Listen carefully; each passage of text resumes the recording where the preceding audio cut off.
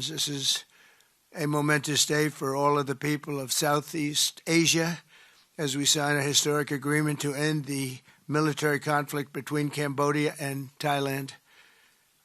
And we're so honored to be involved in that. It's so important to me. Two great countries, but they were going at it. I want to congratulate the two courageous leaders, and that's what they are. They were courageous, who are taking this monumental step. Prime Minister Hun Manet and Prime Minister Newton.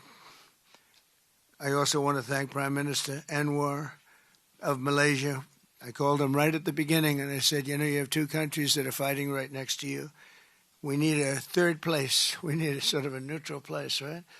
And he was there, and I said to him, if we get this solved, I'm coming to your country. And I told the truth, didn't I? Well, this is so exciting because we did something that a lot of people said couldn't be done, and we saved maybe millions of lives on this one peace deal itself. And I'll tell you what makes me so happy is the two countries we're dealing with, and the third that helped so much. I appreciate so much. Maybe it couldn't have been done without you, but they really like each other. I'm not used to that when I do these deals. Usually there's a lot of hatred. They liked each other, so it made it a little bit easier. But millions of people are alive today because of this peace treaty. So before I begin, I want to extend our deepest condolences to the Prime Minister, Newton, as well as His Majesty, the King of Thailand, and the entire nation on the passing of Her Majesty, Queen Sirikhet, the Queen Mother, and a beautiful, incredible woman who is so respected all over the world, actually respected. I know the people of Thailand will remember her forever as the embodiment of dignity, kindness, and grace. This just happened. But this is a woman who was so loved and respected. Today we honor the memory by bringing the blessing of peace to the nation she dearly loved. She loved this nation like few people love their nations. This is a momentous day for all of the people of Southeast Asia as we sign a historic agreement to end the military conflict between Cambodia and Thailand. And we're so honored to be involved in that.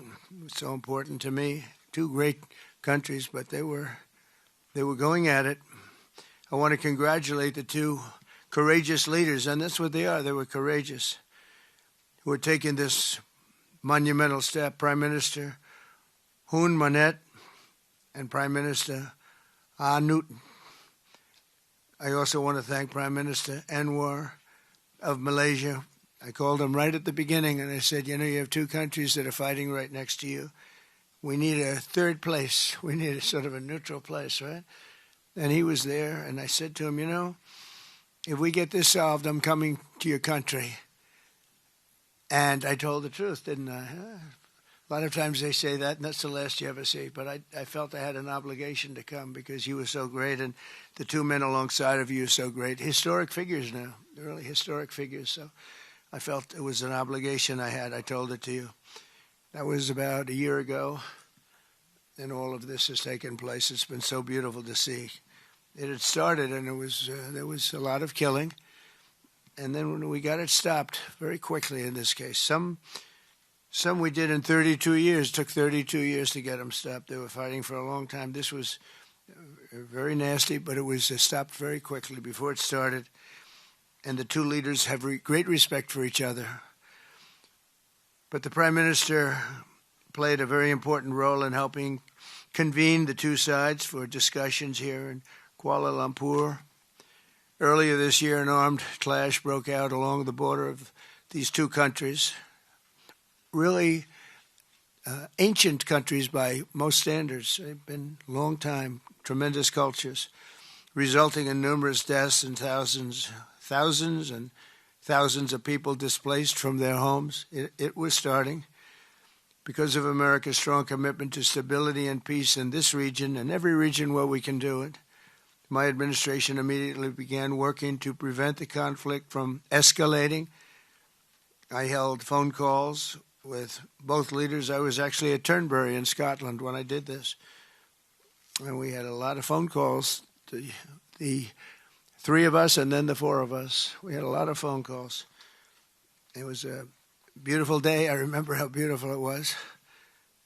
Turnberry is a great place, but I said, this is much more important than playing around the Gulf. So we sat there all day long making phone calls, and it was amazing the way it came together very quickly. I mean, really very quickly.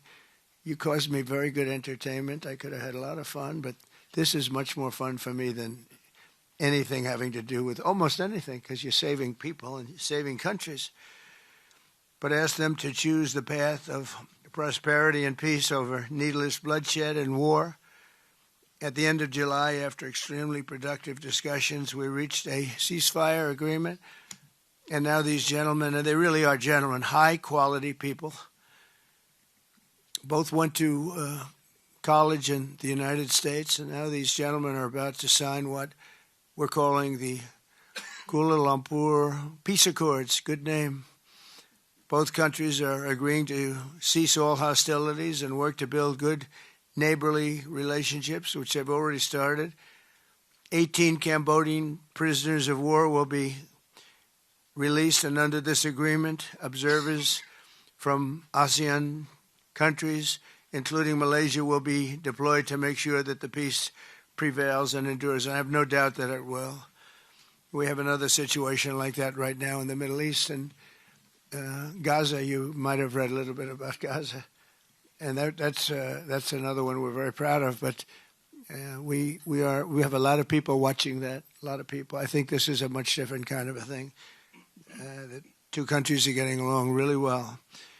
Today, alongside this peace treaty, we also are signing a major trade deal with Cambodia and a very important critical minerals agreement with Thailand. The United States will have a robust commerce and cooperation transactions, lots of them, with both nations as long as they live in peace. And I really feel that when we make deals, we see two countries that we do a lot of business with. We do a lot of business with both of them. We have to use that business to make sure they don't get into wars. But this is going to be a very long peace. So as you know, this is one of 8 wars that my administration has ended in just 8 months. We're averaging one a month. There is only one left, although I heard that Pakistan and Afghanistan have started up, but I'll get that solved very quickly.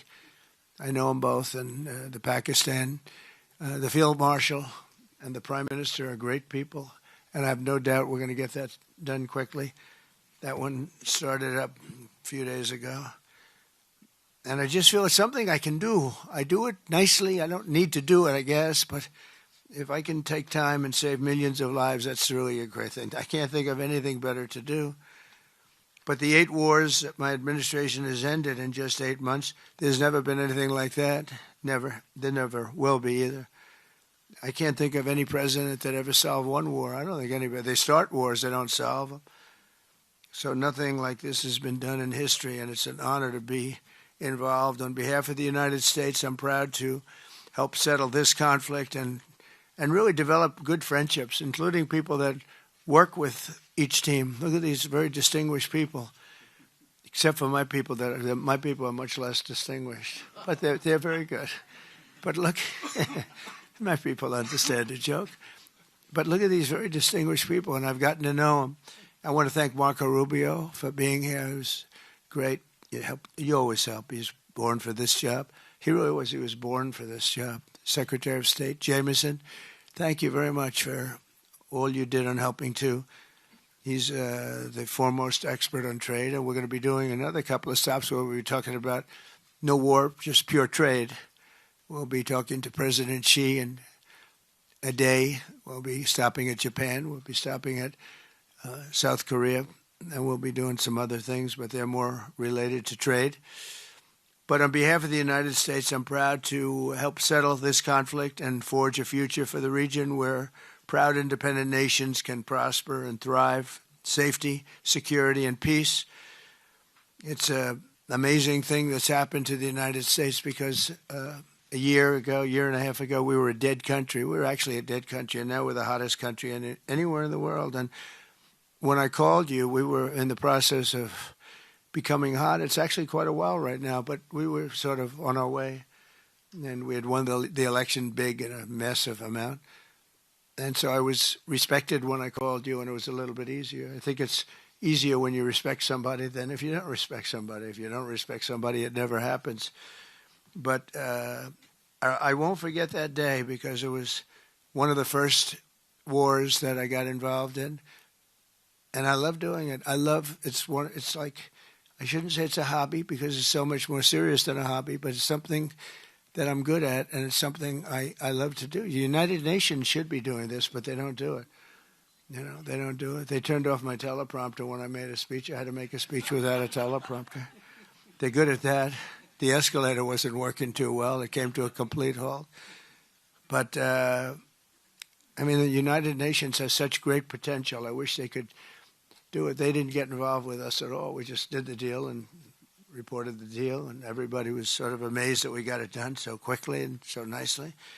But now I'd like to ask Prime Minister Anwar to say a few words, and then we'll hear from Prime Minister Hun Manet and Prime Minister Newton. And these are, I just have to say it for a last time, these are incredible men. The way they came together, the way they worked so hard, and we worked long hours. It was not long days because the days were few in number, but the hours were very long and very intense. There was a lot of intensity going on because there was a lot of shooting happening while we were talking. That brings it to a new level. And the three men sitting there should really be credited with having done just an incredible job for humanity. Thank you all very much. It's an honor to have worked with you. Appreciate it.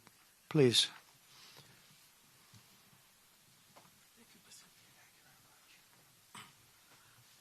Thank you, President Donald J. Trump, for giving us this honor. And on behalf, of course, Malaysia and our colleagues in ASEAN, I must thank you for your concern, for your empathy, and for your commitment to support this peace deal.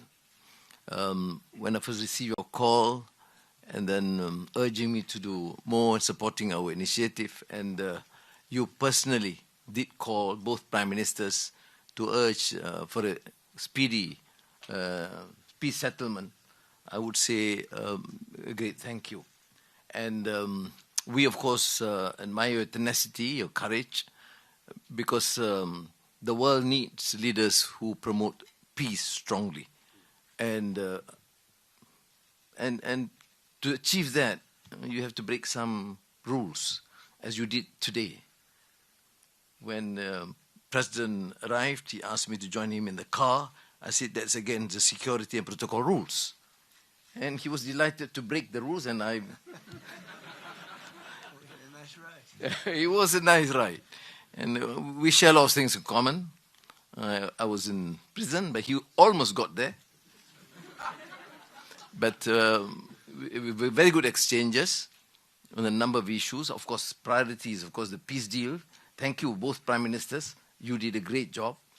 We are delighted to have you as colleagues, as true friends, and you understand the need to secure peace to save our people, and also the ASEAN position as a region of peace and prosperity.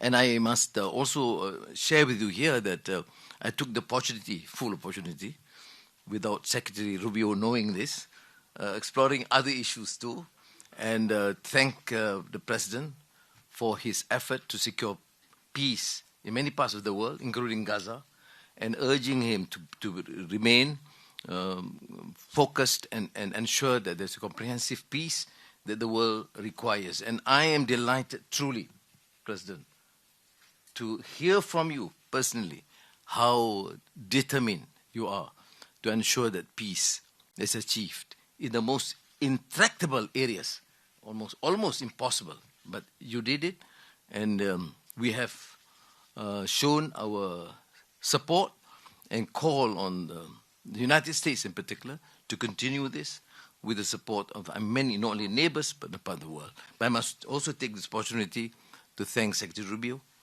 Jamieson, and Ambassador Kagan, because they were very helpful. I mean, you didn't say that, but I must say that, because they were extremely helpful in ensuring that you come here. I mean, I wasn't sure when you said to me, yes, Prime Minister Anwar, I'm coming. Well, I'm not sure because, you know, I deal with a lot of politicians. But you are an exception. Thank you, Mr. Donald Trump. Thank you very much again.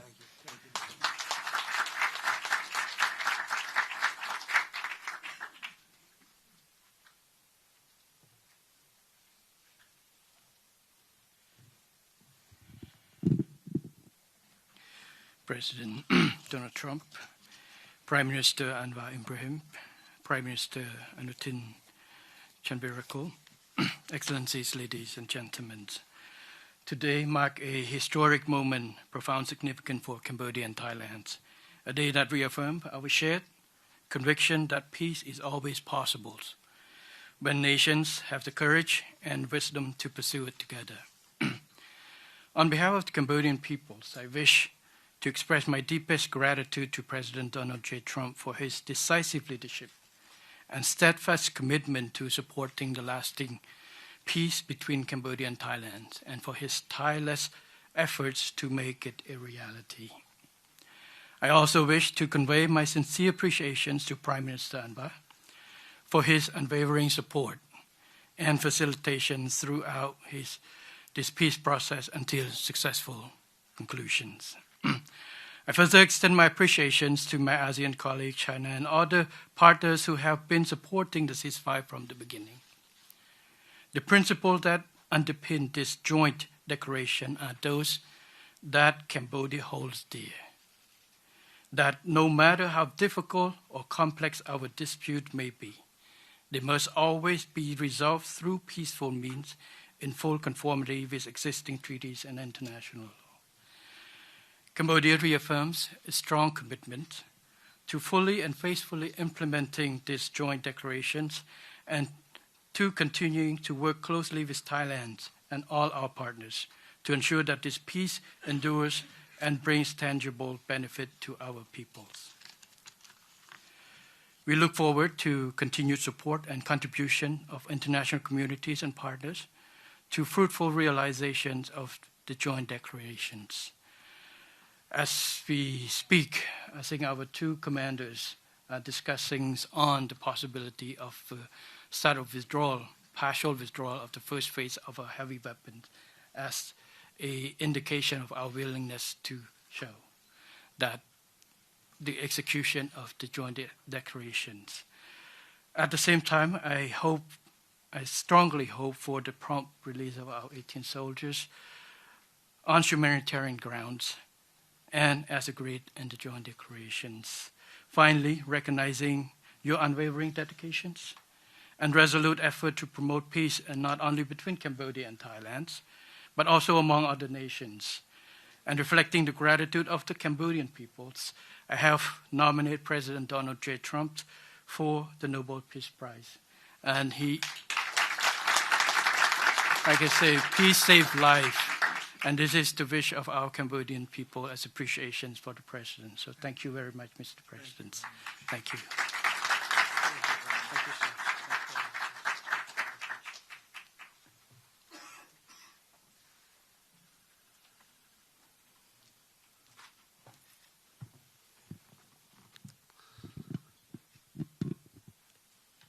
President Trump, Prime Minister Anwar, Prime Minister Hun Manet, Excellencies, distinguished colleagues, today marks a new chapter for Thailand and Cambodia. Today we take a concrete step towards peace. I would like to thank Prime Minister Anwar Ibrahim for the leadership as ASEAN Chair and your strong efforts in upholding ASEAN unity. And I also wish to express my sincere appreciation to President Donald J. Trump for your personal dedication to peace between our two countries. And in addition, I thanks so much for